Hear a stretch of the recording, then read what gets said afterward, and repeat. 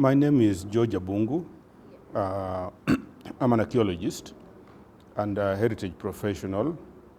I was once Director General of the National Museums of Kenya. But before that, I also worked in Mombasa at Fort Jesus as an archaeologist. But today I'm an honorary professor of museum studies and heritage at the University of Australian National University in Canberra.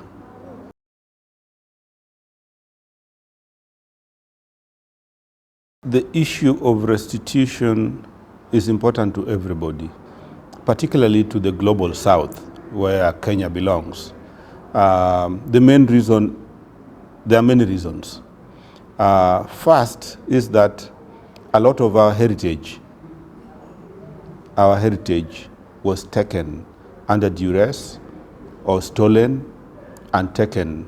So many of the big museums in Europe and North America actually hold huge amounts of heritage from communities. And some of these heritage are of very great significance to our cultural survival. Some are important for creating atmosphere that would help our artists to, create, because they have helped others. If you talk about people like Picasso, Picasso only came to realize his potential after seeing African art, which was in French museums. So why are we not our artists being influenced by this? Some are spiritual, like the Vigangos from Kenya. You've asked me about Kenya. A lot of those Vigangos have been stolen. These Vigangos are representatives of our elders. And when you talk with the people from the Kayas, they talk about them as elders. So why would our elders be held in museums outside? Some of the drums were actually used to bring people together. They created communities, So they were like bonds. They were like bonding communities. They were like the heart of communities. So the importance of restitution is to bring back some of these things that really matter to communities. They matter to us. We're not just asking because they don't matter. We are asking for things that matter to us.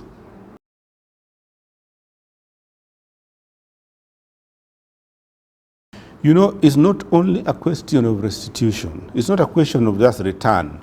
These things were taken under very, checkered circumstances. Okay? Some of them have been there for over 100 years. They have lost the context in which they were. They need to come back. Have we created those contexts for them to come back? Some of them, even if we talk about our human remains, they were used now as objects. How are we going to create positions and conditions to rehumanize them, to make them be human again, so that we can be able to bury them? If there were ritual stuff, what are in place to make sure that the communities can continue to benefit out of that? So the first thing is to have a policy in which everybody's role is clearly defined, a policy that says we are for restitution, a policy that gives guidance on how we are going to go about that, payments, when payments are being done, because restitution is not only restituting the object, it's also restituting what has been lost in terms of the suffering that the community has undergone. It may involve reparation, okay? So in this case, if you don't have a policy, how are you going to negotiate for reparation for all those lost, and the sufferings that the communities has undergone? So first and foremost is for the Kenya government to be able to have a policy that involves the voices of everybody, so that when we go through this process, it's a smooth process. Because I see a situation where Maybe some of these things will end in the museum. Some of them will go to the communities. Some of them may even we may even create new museums and new parks and new memorials. We need a policy to be able to do that. So that's why policy is so critical and so crucial. And we need to go through that process. And it's only the government that can enable this by empowering the different interest groups to come together to discuss and to come up with that policy.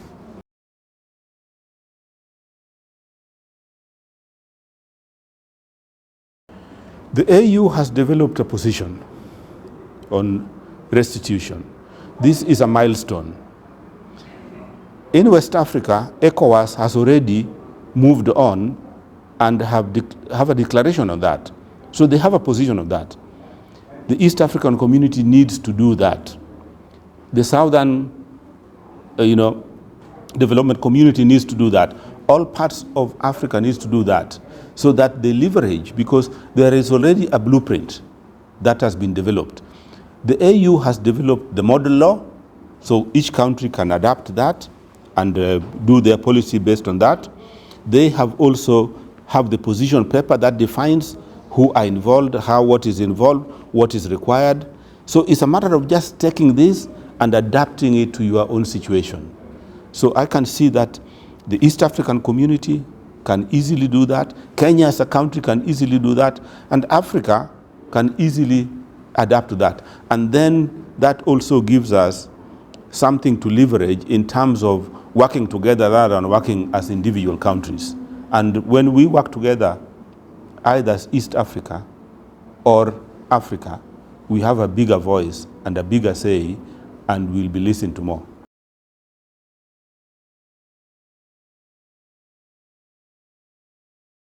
Yes, it's a subject.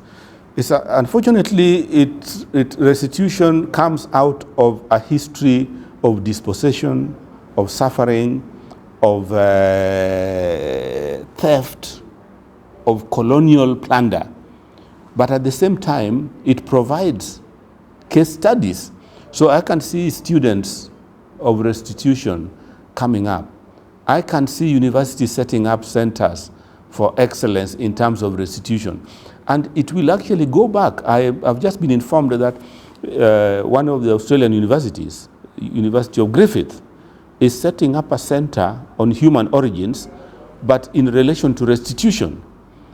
I am a professor of museums and heritage studies at ANU, and we have a center called RRR. Okay? It is return, renew, and reconcile. It's dealing with a whole restitution issue. Okay? So universities are getting opportunities to set these centers and helping communities to think about issues of restitution. They're helping communities to return back, because communities are not going to go to archives. Most of the information are in archives in Europe and North America. You need institutions like universities to help them to find where some of these things are through provenance research. So there's a whole area of work, in terms of restitution, ranging from provenance research to basically even developing PhD on examples of best practices in terms of restitution.